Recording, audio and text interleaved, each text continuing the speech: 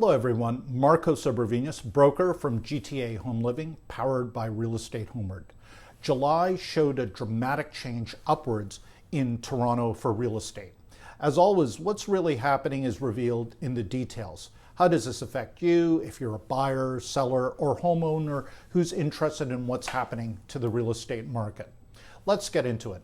Here's the latest state of the market in City of Toronto right up to July 31st, 2025.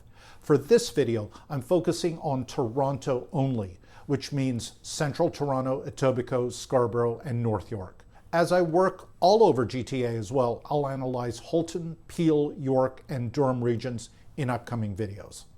I'm also analyzing all residential property types, freehold houses and condos combined in Toronto. That's the figures you're going to see here. First of all, let's analyze sales volume, or the number of transactions.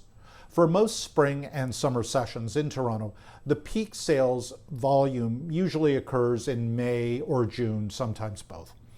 During summers, July and especially August are typically quieter as most people go on vacation. And indeed, this was the case for 2025. June was the peak with 2,384 residential properties sold, and it went down to around 2,210 sold properties in July, or negative 7.3%. As I mentioned, this isn't unusual for summer, and the percentage drop in activity has been even more dramatic during the last 3 or 4 years from June to July. What makes July 2025 stand out, however, is sales volume compared year over year. That is to July 2024. There was an enormous jump upwards in July 2025 over July 2024 by nearly 10% in number of sales. So, is this the beginning of the recovery in the Toronto market? The truth is, it's far too early to tell. 1 month of a dramatic increase in sales volume of July 2025 over July 2024 is insufficient to declare it's an upward trend. Let's see how the market does over the next 3 to 4 months, which includes the autumn season, typically the second peak period in the Toronto real estate market during a calendar year.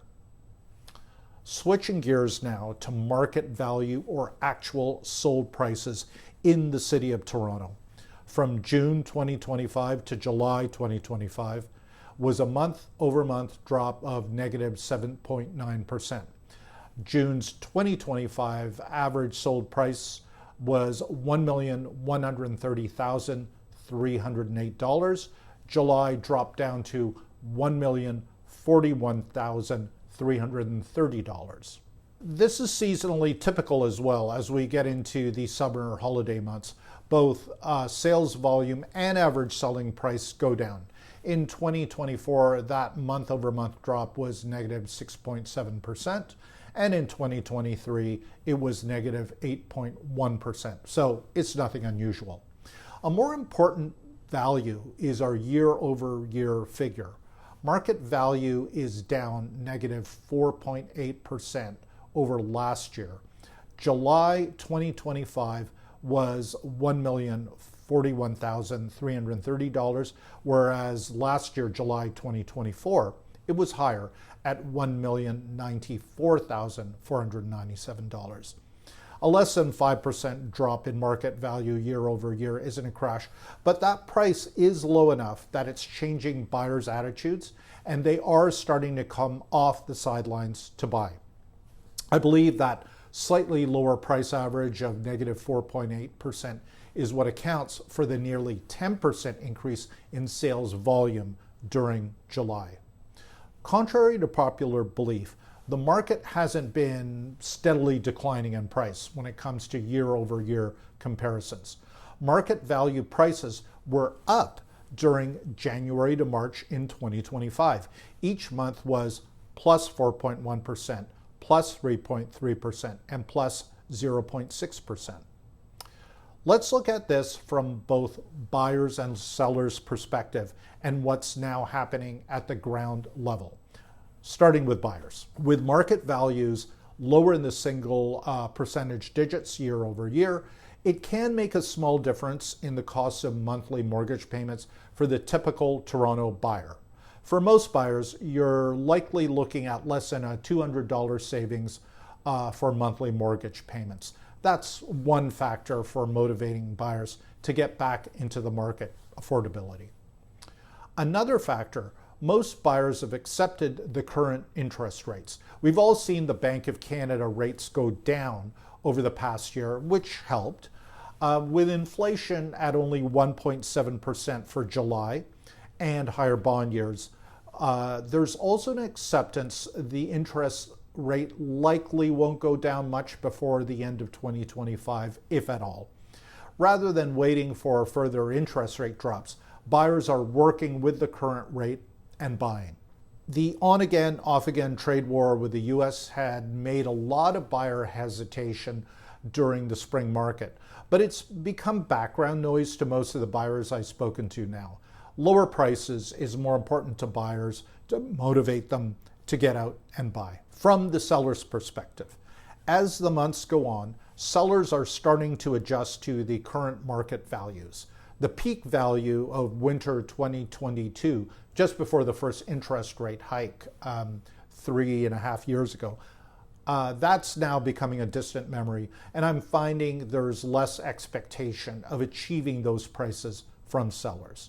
This is especially true of sellers who are selling properties they've owned for a long time, say more than half a decade and longer. Current market values are higher than what they paid for their property when they bought. Toronto's average sold price year to date for 2025 is $1,093,644. And if you're looking at 5 years ago, in 2020, the average for the year was $988,316. Therefore, average increase in property values since 2020 in Toronto is around 11%.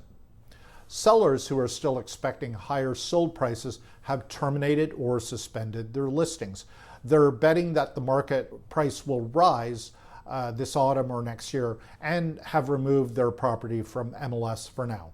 Of course, while market recovery is inevitable, as always, the question is, when is that going to happen? So let's finish with this. What can we expect in the next peak period of Toronto real estate, which is this autumn, starting after Labor Day and extending to around early November? I believe sales volume or number of transactions will likely exceed 2024 numbers due to the factors I've discussed above about buyers.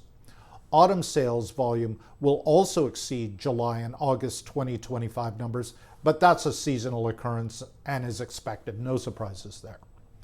Market value or sold prices, very safe to say that it'll exceed the summer market values, but again, that's no surprise. September market values tend to be higher than July and August. It's a seasonal occurrence too. Up in the air is, however, what the year-over-year market value comparisons will be. Remember, from January to March of 2025 this year, we were up plus 4.1, plus 3.3, and plus 0.6% each month over the January to March 2024 sold prices. While our spring and summer 2025 market values drop below 2024 spring and summer market values, let's see what this autumn brings. My prediction? I suspect it will likely remain flat or slightly higher compared to our autumn 2024 values. Join me next week as I detail the dramatic differences in market values happening between Toronto's freehold house sales and condos.